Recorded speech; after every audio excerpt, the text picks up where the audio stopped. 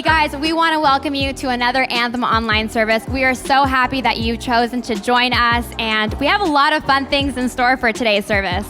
Yeah, just a couple things we want to let you know about.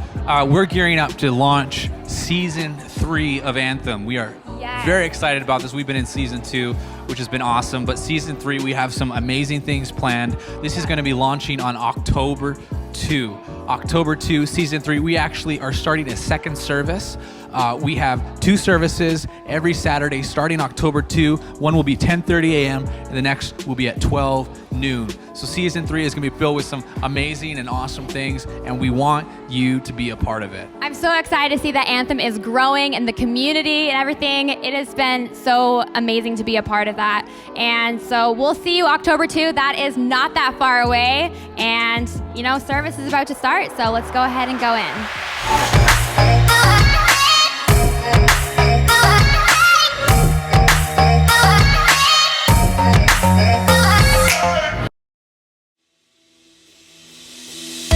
Good morning, Anthem. We want to welcome you.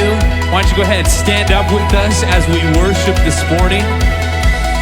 God is good, amen? Let's sing this. People come together, strangers, neighbors, our blood is one. Children of generations of every nation, our kingdom come. So don't let your heart be troubled. Hold your head up high, don't fear no evil. Fix your eyes on this one thing. God is madly in love with you. Take courage, hold on, be strong. Remember where help comes from.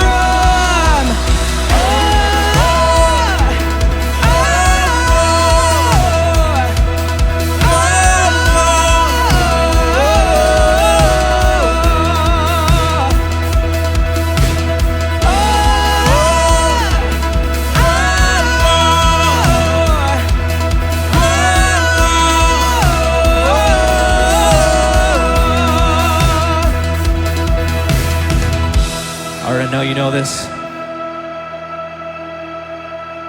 Amazing grace, how sweet the sound we sing that saved a wretch like me. I once was lost, but now I'm found. Was blind, but now I see. So don't let your heart be troubled. Hold your head up high, don't fear no evil. Fix your eyes on this one truth. God is madly in love with you. Take courage, hold on, be strong. Remember where help comes from.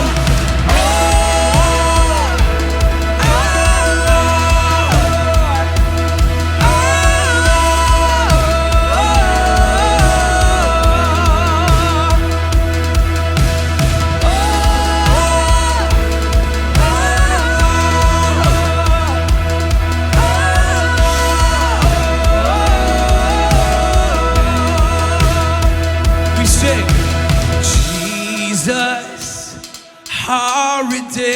Let's sing that together. Our salvation is in His blood. Every voice we say, Jesus, Light of heaven. Friends forever. His kingdom come. We sing, Jesus, Jesus, our redemption, our salvation is in His blood. We sing, Jesus, Jesus, light of heaven. kingdom come. Amen, amen. You hear it, Anthem. We love to build community. We love to get to know each other. Turn to someone next to you. Turn to someone you haven't met yet and say, welcome to Anthem. Happy day 7. Take a moment to do that.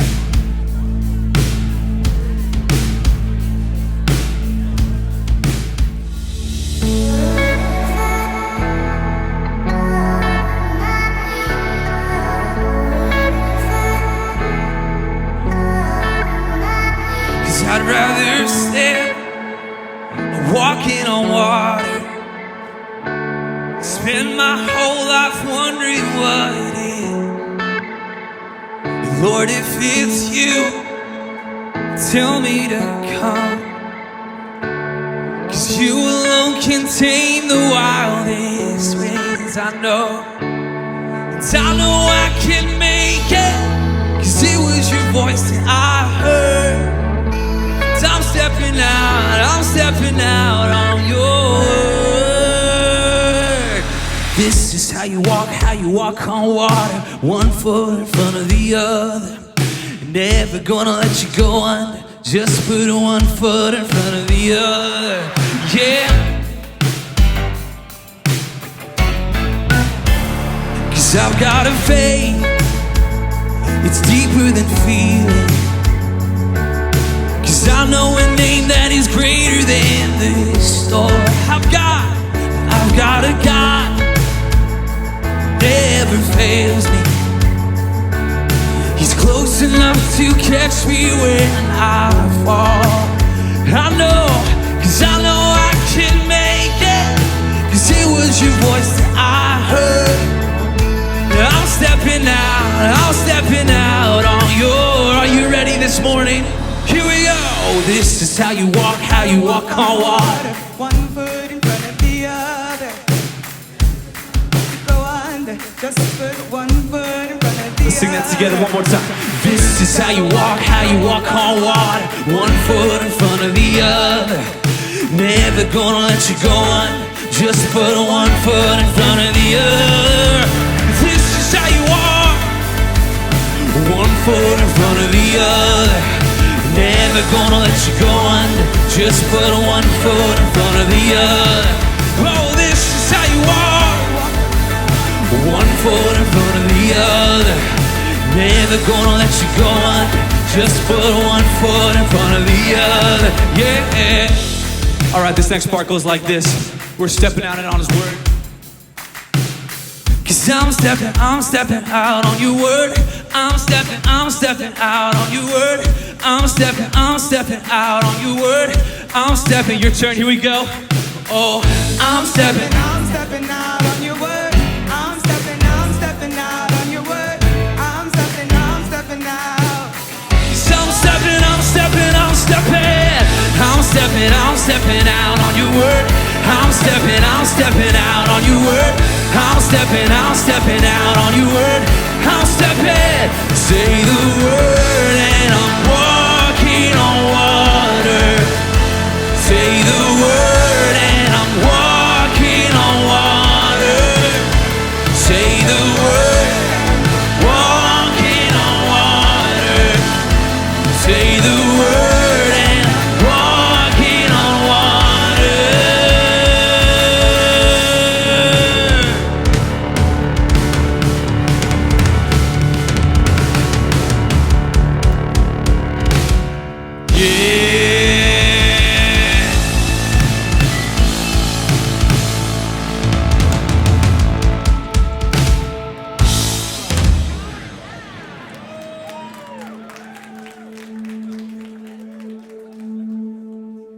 Father, we give you the praise. We give you the worship. We just sang, we're stepping out on water, and that can be a dangerous prayer. When we sing that prayer, Lord, I believe that you have great things in store. We believe that you are almighty, all-powerful. We believe that your Spirit works, that you are alive and well today, and that you move, Lord. The atmosphere is changing now. the Spirit of the Lord is here. The evidence is all around that the Spirit of the Lord. We'll sing that one more time. The atmosphere is changing now. The Spirit of the Lord, the evidence is all around. The Spirit of the Lord is here. As a community, we truly, genuinely believe that it is Jesus who can move in our lives and make a difference. But it requires a people who say, God, I'm gonna seek after you with this. I'm gonna lay this thing down at your feet. I'm willing to step out in faith, God, but I need to see your hand move in a way that I haven't seen before yet. And so as a community, we wanna be honest with Jesus and we wanna be honest together. And so I have some of my friends here who are leaders in our church who are gonna come up to the front and we wanna pray with you. This morning, it doesn't have to be a big thing that's on your life. It could just be something that you've been wanting to just see God move in your life for. And so we have Chacha over here on my right. We have Christian right here. We have Sarah. And we want to pray for you. And so I want to invite you now as the team sings this song, just come forward with any request that you have in your life that's going on. It might be a small thing, it might be a big thing. It might be for a marriage, it might be for finances, it might be for parents, it might be a struggle. Whatever it is, we want to be here in your life. And so right now, I want you to just take a moment, think about what that might be. And I want you to come forward as the team sings today. Let's do that together. The atmosphere is changing now. The Spirit of the Lord is here. The evidence is all around. The Spirit of the Lord is here. The atmosphere is changing now. For the Spirit of the Lord is here. The evidence is all around. The Spirit of the Lord is here. Overflow in this place. Fill our hearts with your love. Your love surrounds us. You're the reason we came to encounter your love. Your love surrounds us. Overflow in this place. Fill our hearts with your love. Your love surrounds. You're the reason we came to encounter your love. Your love surrounds us. You see, a miracle can happen. A miracle can happen now. For what? For the Spirit is evidence.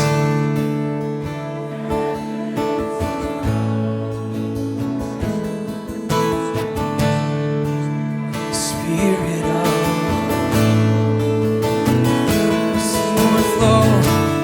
overflow in this place.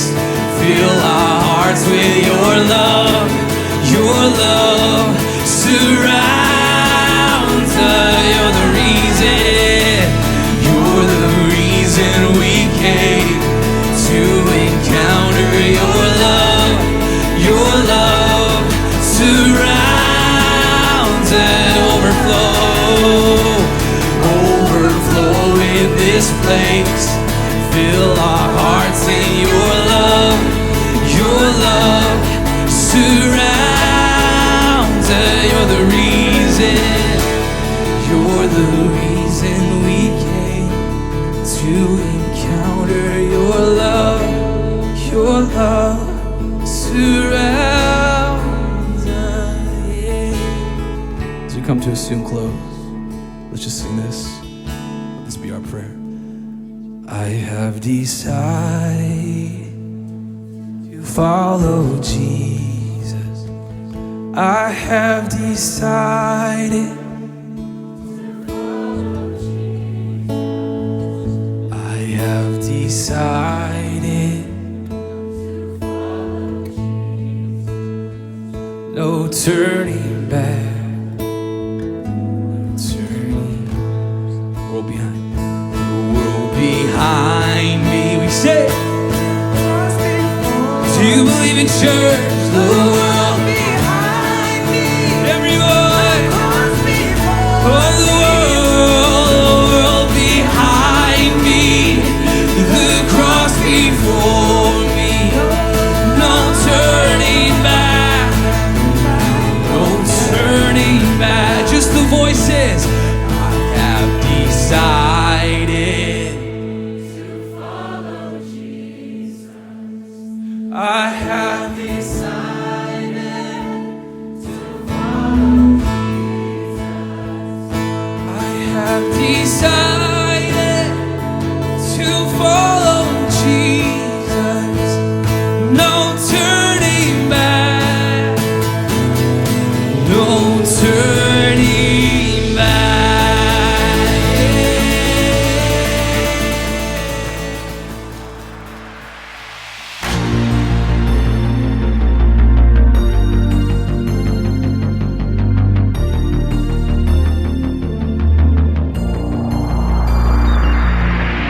I want to invite you to take out your phones. Take out your phones. We're going to have a multiple choice quiz. Seem like you can't escape those, huh? Since today we're talking about Abram and Lot, we're going to have a multiple choice quiz on Abraham. He's a well-known person in Scripture. So I'll try to move around here so you can get the QR code up on the screen, or you can type in polev.com/LLUC to get to the right place. All right, so question number one. Question number one. Abraham was Nahor's first, second, third, fourth, or fifth son. Abram was Nahor's first, second, third, fourth, fifth son. All right, now we got to stop it, because remember last week you all started changing on me as soon as you found out the right answer. So, all right, we'll stop it about right there. So, very good. So clearly the winner is A, the first one, but the truth is he was Nahor's third son. Uh-oh. Well, I'll be honest with you, I had to go check that out myself, so we're on the same page there. All right, number two, the meaning of Abraham's name is Prince, one who contends with God, the father of a multitude, friend of God, or God is exalted. So which one will you choose? Well, wow, father of a multitude's run away with that. All right, we'll stop right there. That is correct, the father of a multitude. So we're 1 for 2. Number 3, Lot was Abraham's brother, son, father, brother-in-law, or nephew. So what was Lot to Abraham? Have mercy. It's not even close. You are correct. He was his nephew. So we're 2 out of 3. You're doing well. Number 4, the Bible records Abraham as having how many sons? 1, 2, 5, 8, or 12? 1, 2, 5, 8, or 12? All right. Well, we've got just all-out winners today. I mean, in terms of the number of people voting for them, because that one's wrong. But anyway, you had 8. 8. So we're 2 for 4. I mean, you know 2, but you know the patriarchs. So anyway, number 5, the New Testament writer who refers to Abraham as the friend of God is Paul, Luke, John, James, or Peter. Paul, Luke, John, James, or Peter? All right, still moving a little bit. Getting close between Paul and James. We'll go to about right there and we'll stop it. All right, it was James. James, 2 for 5. Well, don't worry. First service was 2 for 5 also. In fact, I think I was 2 for 5 and I wrote the question. So anyway, some tough questions about Abraham. It's one thing to sit in an auditorium and take a quiz on your phone, multiple choice quiz, and try to see if you can get the right answer. It's a very different thing to live in the rough and tumble of life, to face key decisions, and then to hope you didn't make the wrong decision. Those are two very different realities. In fact, we can't talk about decision making like we've been doing this camp meeting season without talking about what happens when we make the wrong decision. Because I have no question but that in this auditorium today, between you and me, we have made wrong decisions. I've made more than my share of them. And my guess is somebody here would share that with me. You've made a decision that has made a profound difference in your life or in somebody else's life. All kinds of decisions that we make, and some of them can have lasting negative consequences. A relationship that broke up, a lie that you told and ruined someone's reputation, a lie that was told about you and the way you responded to that. Maybe it was a friend that you had for many years and the way the relationship ended continues to haunt you to this day. I could have handled that better. Maybe it's financial decisions.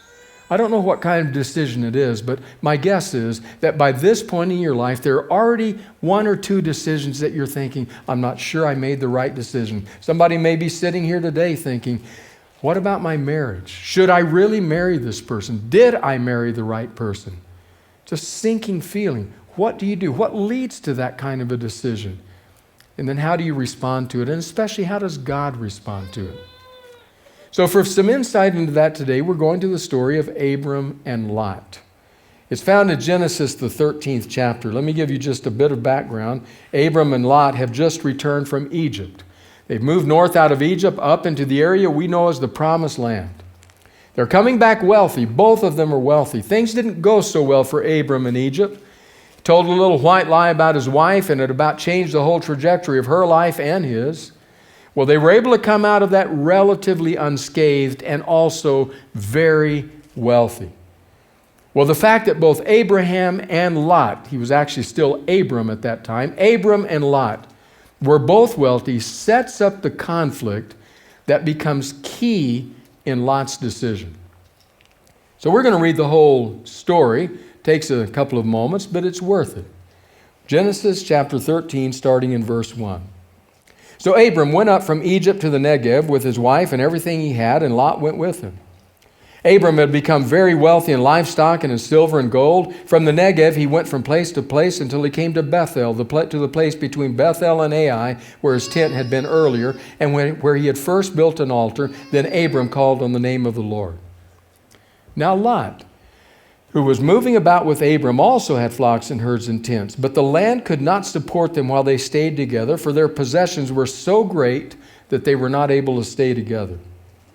And quarreling arose between Abram's herders and Lot's. The Canaanites and Perizzites were also living in the land at that time. So Abram said to Lot, let's not have any quarreling between you and me, or between your herders and mine, for we are close relatives.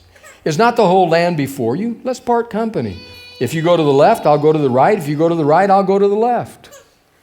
Lot looked around and saw that the whole plain of the Jordan toward Zoar was well watered, like the garden of the Lord, like the land of Egypt. This was before the Lord destroyed Sodom and Gomorrah.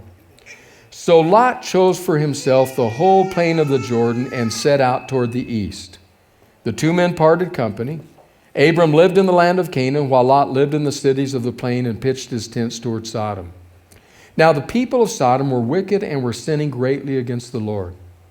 The Lord said to Abram after Lot had parted from him, look around you from where you are to the north and the south, the east and the west. All the land that you see I will give to you and your offspring forever. I will make your offspring like the dust of the earth, so that if anyone could count the dust, then your offspring could be counted. Go, walk through the length and breadth of the land, for I am giving it to you.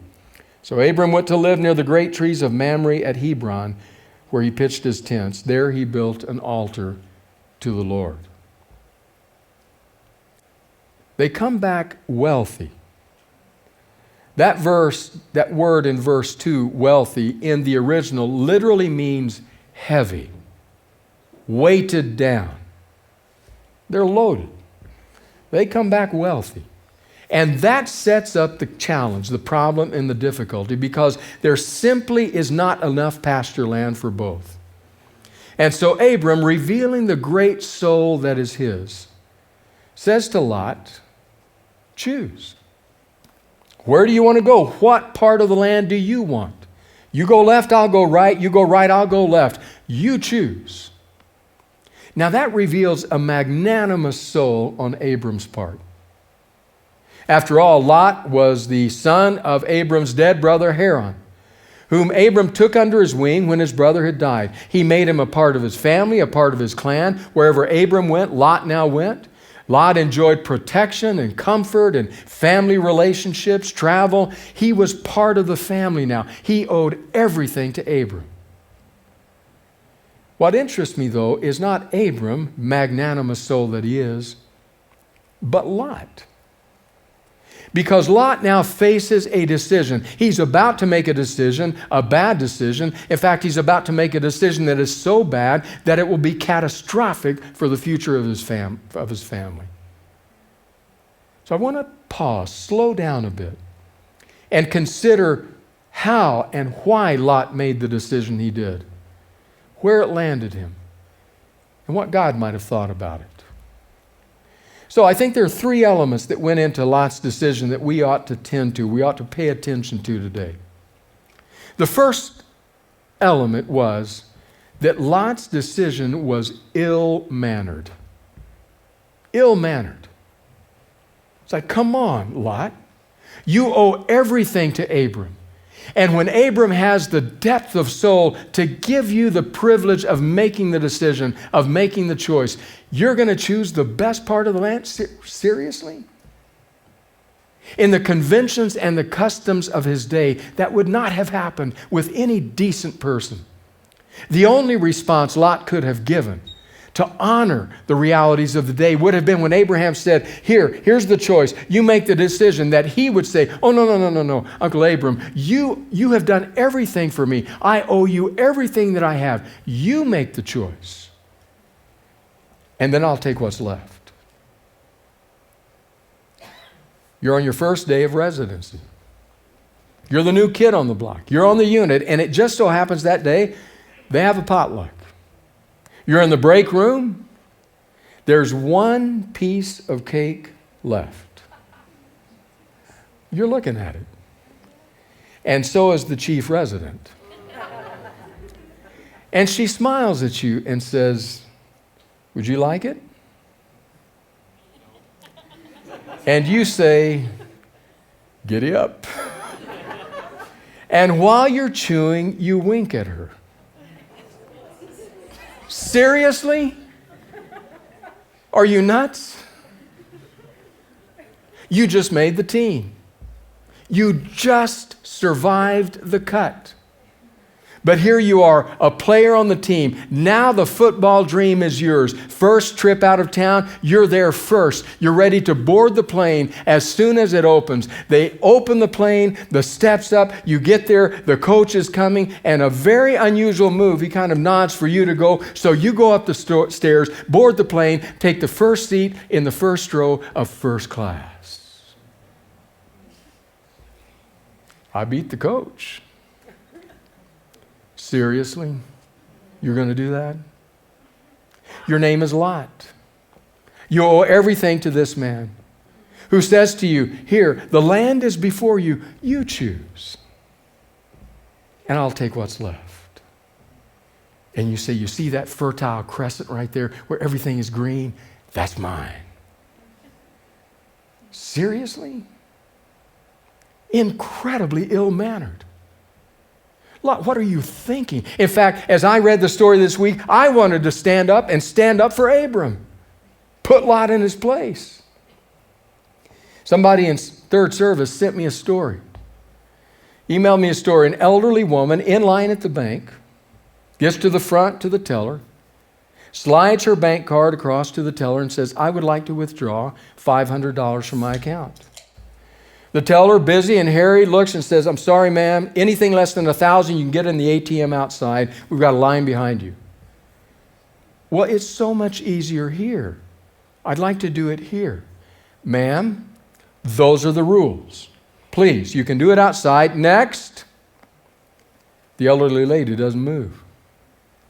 She says, okay, then I would like to withdraw all the money in my account. Fine. She types a moment, and her eyes get big, and her face pales.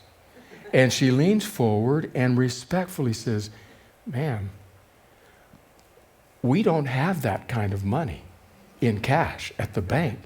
You have $35 million in your account.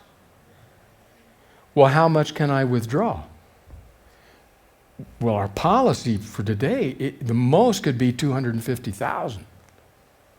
Then give me $250,000. Well, there's a flurry of activity behind the counter until finally they bring it out and they push it to her. She peels off 5 $100 bills, puts them in her purse. And then she pushes the stack back to the teller and says, I'd like to deposit $249,500 in my account. And I read that story and I said, take that, Lot. Come on. What's wrong with you? What kind of ill-mannered person are you?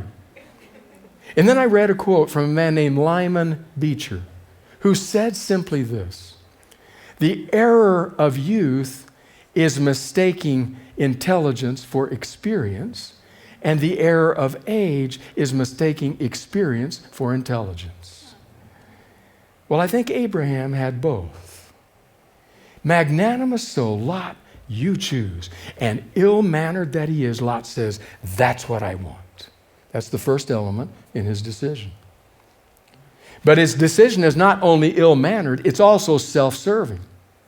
Self-serving. I want to go back to Genesis 13 and just reread a couple of verses here of what happens there. Genesis 13, verse 10 and the first part of verse 11. Lot looked around and saw that the whole plain of the Jordan towards Zoar was well watered, like the garden of the Lord, like the land of Egypt. This was before the Lord destroyed Sodom and Gomorrah. So Lot chose for himself the whole plain of the Jordan and set out toward the east. He looks out and says, I want what's best. I know how to look out for number one.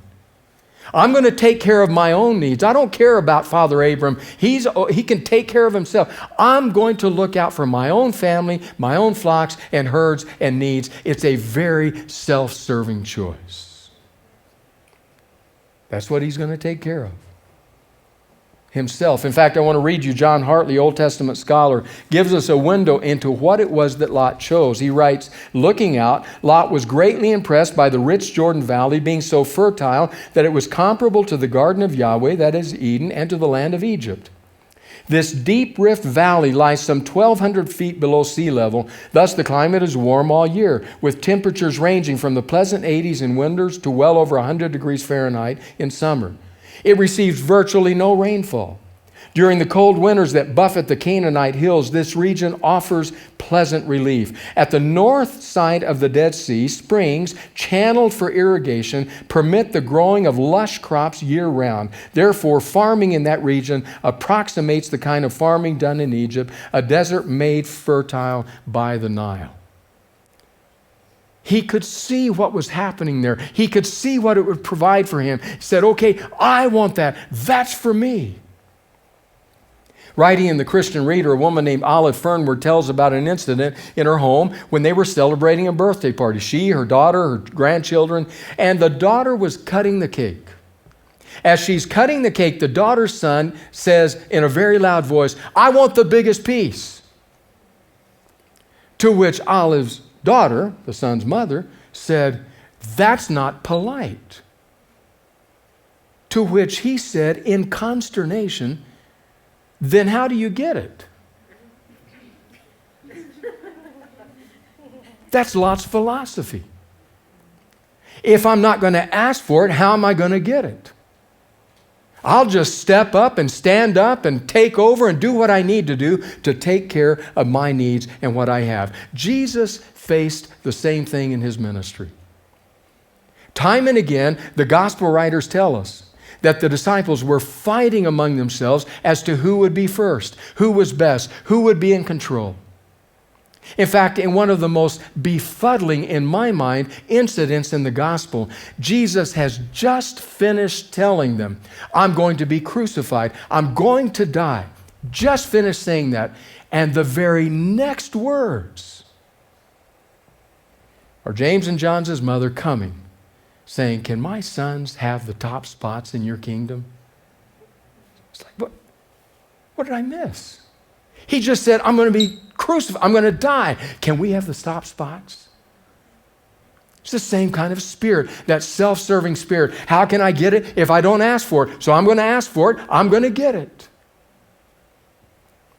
When I read that and recognize some of myself in that, I realize what Jesus could have said to James and John's mother. He could have said, "Yeah, they can have the top spots.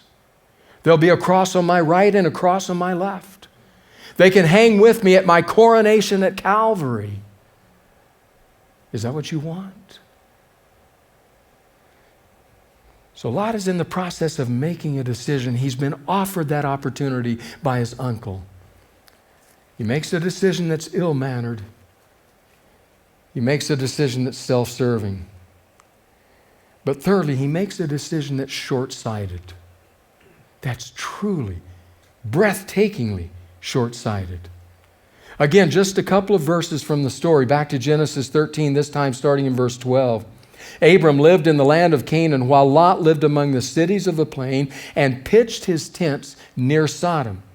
Now the people of Sodom were wicked and were sinning greatly against the Lord.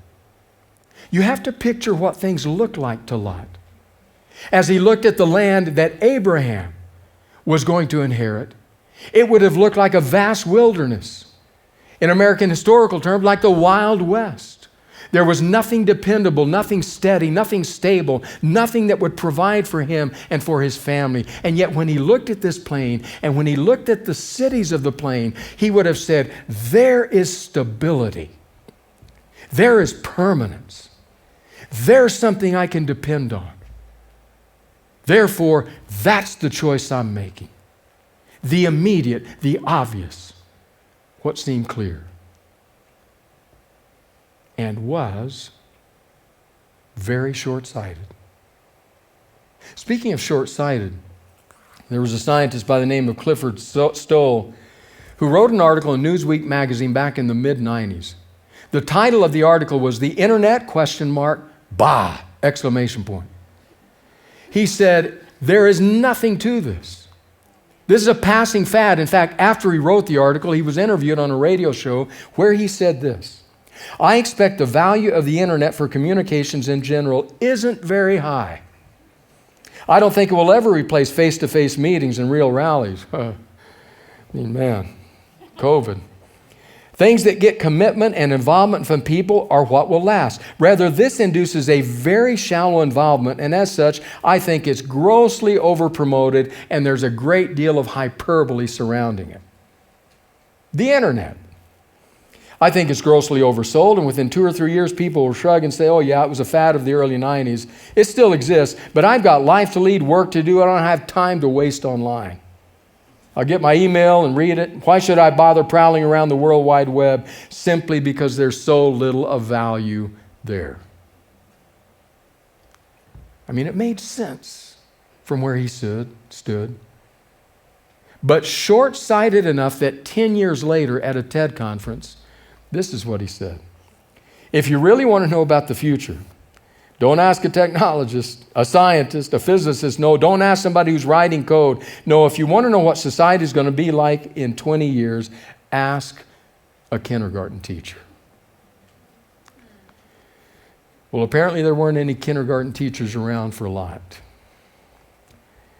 And so Lot makes his decision. Ill-mannered, self-serving, short-sighted, my decision is made. The writer of Genesis tries to clue us in by including names, because he knows that if we read the full account of Genesis, we'll recognize those names. In fact, he refers to their destiny in this passage. If we read on to Genesis 19, we realize that Zoar is the little town to which Lot fled with his daughters when the conflagration descended and destroyed Sodom and Gomorrah. Terrible decision. He would live to deeply regret it. Now the question is, how do we relate to that? What should we do as we encounter Lot's story? The first thing I would suggest is we ought to ask some questions. We ought to look at the three ways that were involved in his decision and ask ourselves questions about those. It was ill-mannered. Let's ask ourselves, what kind of person am I? How do I relate to the other people in my life? How do I honor people that I'm with? How do I respect people in the decision that I'm making? How do I do what I need to do and yet not denigrate them? Does God need to deepen me, to grow me, to change me, to transform me? Self-serving? Am I willing to climb on other people, to step on other people, to use them as a ladder on my way to the top, to damage their chances along the way? Am I willing to do them in just to get me up to the top? Am I willing to make choices for service? And then what about that third one? Short-sighted. Maybe I ought to ask myself questions about the future as I make the decision. God, what will this future look like tomorrow when the sun rises? What will it look like next week, next month, 9 months from now? What will it look like in 10 years? God, give me the perspective of eternity. Give me your eyes. Help me to remember that simple word of advice from Stephen Covey. Begin with the end in mind. Give me a longer view than Lot appeared to ever have possessed. That's one way we relate to it. But there's a second question. A second reality which we cannot miss, because as important as those questions are, as important as it is to sort it through, to think it through, to talk it through, to pray it through, as important as all of that is, in some cases, it's too late. The decision is already made. The relationship has already been ruined. The marriage has already been ended. The money has already been spent. The credit card is already maxed out. The ill-mannered, self-serving, short-sighted decision has been made. Now what? What does God do? If you follow the story, when Genesis 19 comes, and the city's time clock is running down, God is right there with Lot. God comes after him, sends divine messengers to find him, to seek him out, to say, Lot, I care about you. I love you. I want a relationship with you. I know that you've made a wrong choice, but I want to rescue you from what is going to happen. In fact, if you read the story in Genesis 19, God is so focused on regaining his child, his son, on recapturing him, on saving him, that it is as though he says, look, I will do everything, even drag you out of here by the hair if I have to, but I'm going to save you. I refuse to let you go. Someone I know well, a long way from this community, made some incredibly ill-mannered, self-serving, short-sighted decisions. In fact, made so many of them that they began to mount up. This was somebody who had grown up in church, had grown up in Bible study, had grown up in worship, had grown up going to Christian schools, had grown up knowing everything about all the stuff that we talk about. But it somehow missed having a heart captured by God. Choice after choice began to snowball, till finally there came a moment in a drug-induced alcohol haze that he thought, I'm not going to live through this one.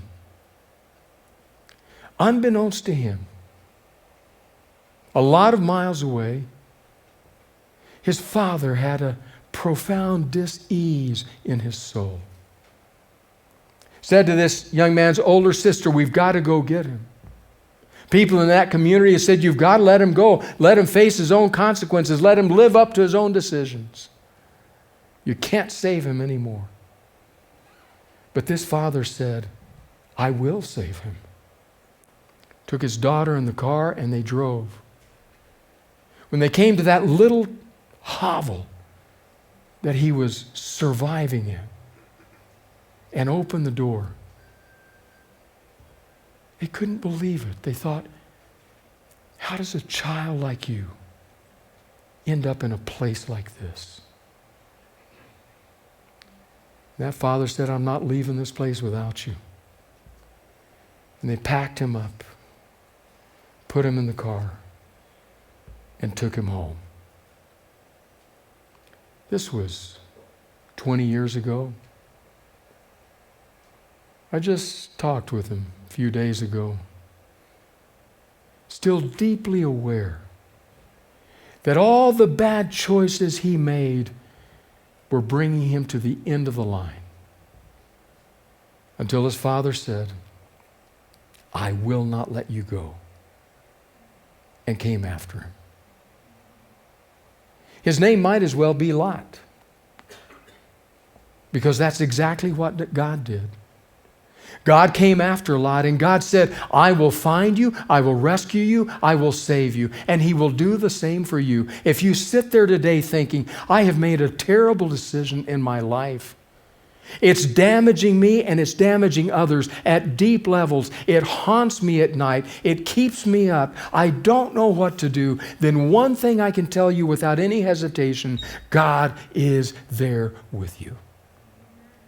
He will not abandon you to your unwise decisions.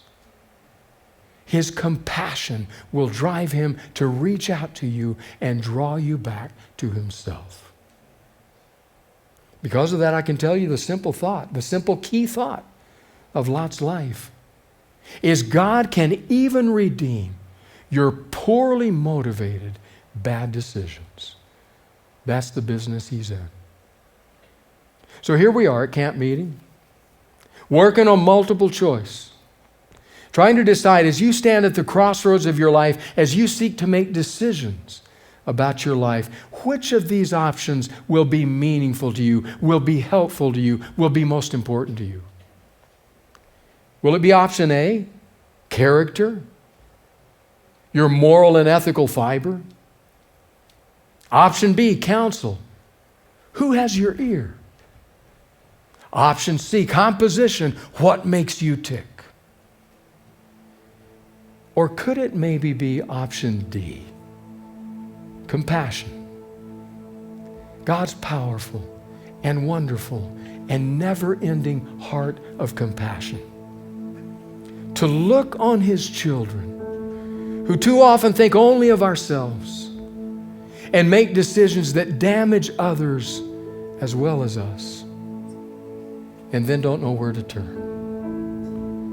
And God says, you don't have to turn somewhere because I'm right there.